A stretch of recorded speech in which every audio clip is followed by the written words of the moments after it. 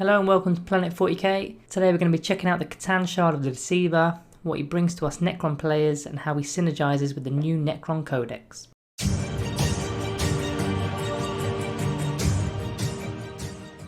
So just before we start the review, I just wanted to kindly ask you to hit that big red subscribe button below, because at the time of filming this, 64.4% of the viewers are currently not subscribed. This number is slowly turning into subs, which is fantastic as it helps us tremendously with boosting the channel and it keeps us doing what we're doing. So thank you for doing that now.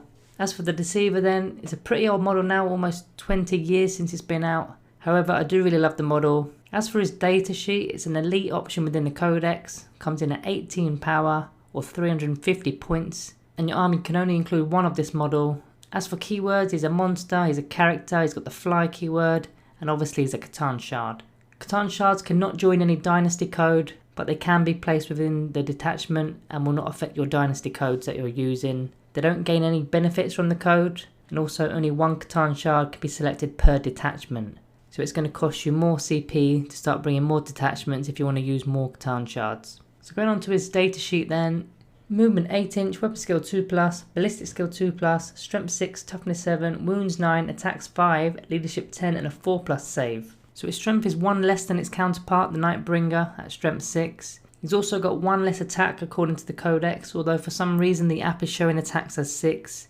I'd always favour the hardcover and the FAQs on Warhammer community for this, so I'll leave that one in the air for now until it's confirmed. Okay, let's get stuck into the abilities then. So we've got Living Metal, regaining lost wound at the start of the turn. Pretty handy for a unit that's on 9 wounds. He's got Dimensional Translocation. Neither the Nightbringer or the Void Dragon has this, which is basically Deep Strike. Quite handy for getting into close range for some of your CTAN powers that we'll discuss later in the video. The next ability pairs quite nicely with Living Metal, called Necrodermis. So not only does it give you a 4+ in-1 save, but also the Deceiver cannot lose more than 3 wounds per phase. So only if you're going up against a well-balanced faction that can do 3 wounds in the psychic phase, the shooting phase and the combat phase, he's not going to go down that easily. And as mentioned already, Living Metal is going to heal one of those back up on your next turn. He has Enslaved Star God, which is actually a nerf to his datasheet, as it means that he cannot take a relic or warlord trait, and also the Lookout Sir rule does not apply to your Deceiver, even though he's a character under 10 wounds. So he's got Reality Unravels, which is where he blows up on a 4+ once destroyed and causes D3 mortar wounds to everything within 6 inches. He's also got Misdirection, which makes your Deceiver a -1 to hit if targeted, which is pretty nice. And then finally, his big party piece is Grand Illusion. So at the start of the first battle round, you can select 3 Necron units and remove them from the battlefield. You can then set them up anywhere within your deployment zone or within strategic reserves. And as we've recently found out from the FAQ released last week, putting the units into strategic reserves will not cost you any CP. So this ability is insane. I mean, we did an elite only tier list quite recently. I'll leave a link in the corner if you've not seen that yet. And we were debating whether to place this guy in the overpowered tier purely on this ability alone. I mean, the options here for this ability are endless. You can place 20 warriors in there, which would usually cost you 2 CP alone. You can get an overlord in there for the My Will Be Done. You can get one of the Cryptex in there. You can get a group of Lich Guard in there, or a spider unit with 2 lots of Scarab Swarms in there. And what's great about it is the CTAN shard doesn't even have to be on the board to use this ability, which really helps his Deep Strike ability because he's going to be probably using that, so he'll be off the board as well. So you're going to save a ton of CP and it virtually gives you a buttload of outflank within the army. So as you're probably aware, CTAN shards have CTAN powers, so the Deceiver knows Cosmic Insanity. So this is where you select 1 enemy unit within 12 inch and is visible to the CTAN shard, roll a d6 and add the CTAN shard's leadership characteristic to the result. Your opponent then basically does the same, rolls a d6 and adds their leadership,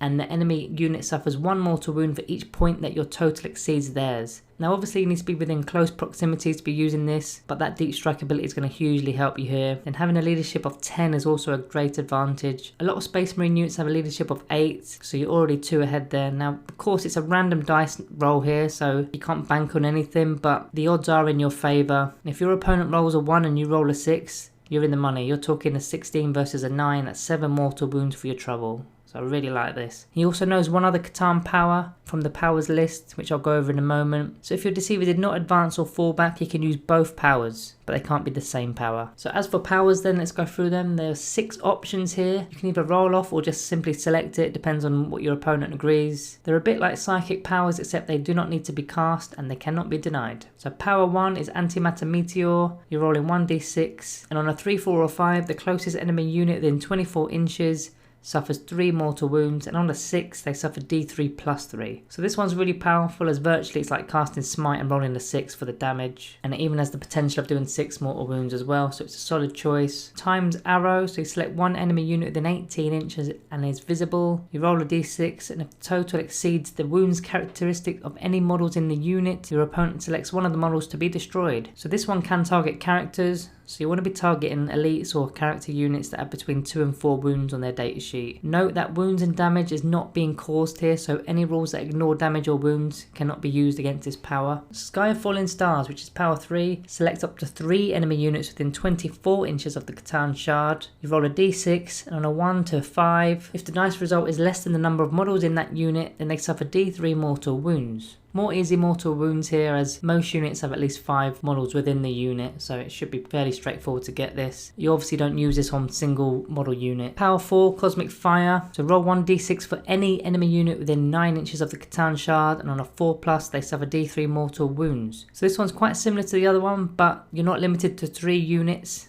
although the range is only 9 inches. You have got quite a large radius there, with a 9-inch bubble going all the way around for d3 mortal wounds a pop.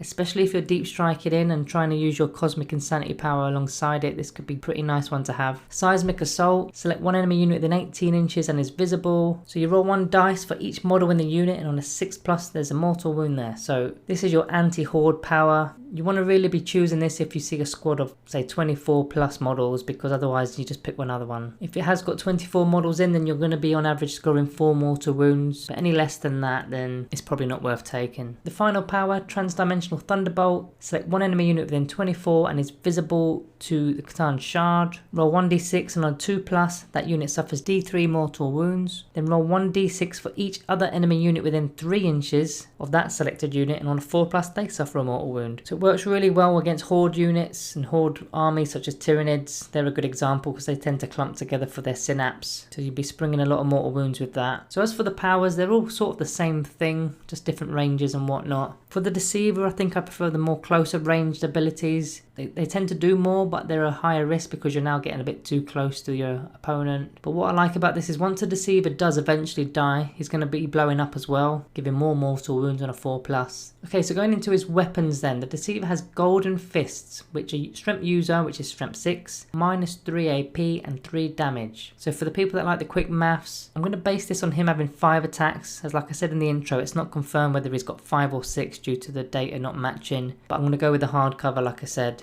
So 5 attacks hitting on 2s should net you approximately 4 hits. Wounding Toughness 3 models on 2s, so between 3 and 4 wounds will go through there. Wounding Toughness 4 and 5 models on 3s, so between 2 and 3 wounds going through approximately there. Then Wounding Toughness 6 models on 4s, so you can expect about 2 wounds there. Then finally Toughness 7 to 11 models that will require 5s to wound, so you're probably only going to get about 1 there. So each failed save resulting in a flat 3 damage, which I definitely prefer over a d6 damage any day. That's something that the Deceiver has over the Nightbringer, a solid flat 3 damage. So moving away from that, there's a few stratagems here that will benefit your Deceiver. Firstly, there's Strange Echoes. For 1 CP, you can swap out a CTAN power for another power that it doesn't know. So if you've selected a random power, this might be good for you to do. This might be a good option for you because you might have been given a power that's not quite needed for the game. And second of all, you might change where you are on the board. Like you might be really far back at 24 inches, and then once you're getting close towards sort of a 9-inch range,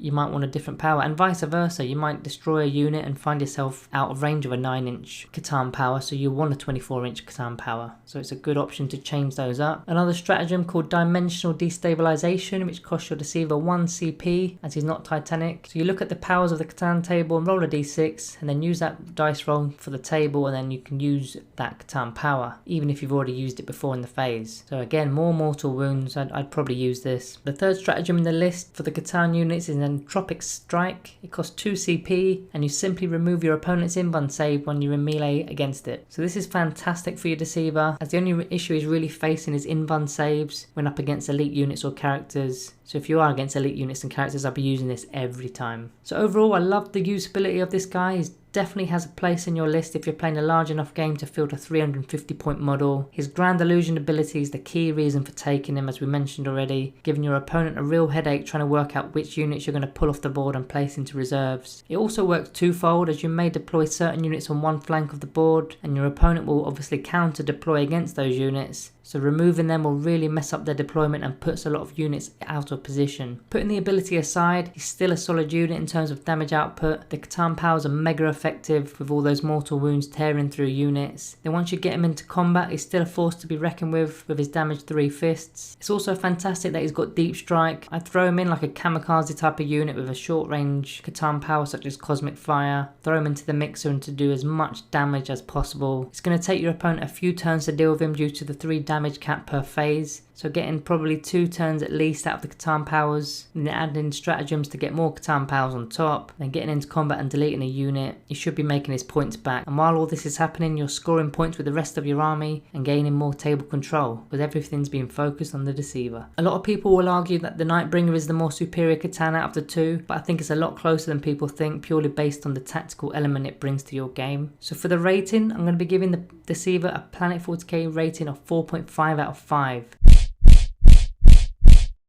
Without the FAQ, I'd place him more around the 3.5 mark, maybe even 4, but this ability he's now got, and without it costing any CP, it's now game changing. Let me know in the comments what C'tan Shard you think is better. I'm not just talking damage output here, as we know the Nightbringer is the boss when it comes to damage, but all round gameplay, what's your preferred C'tan here? And if you want to throw in the Void Dragon, by all means go for that as well. Also guys, as I mentioned right at the start of the video, 64% of viewers aren't currently subscribed to us, so if you are new and find this useful, hit that subscribe button and drop us a thumbs up. Thank you all for watching, and I'll see you in the next one.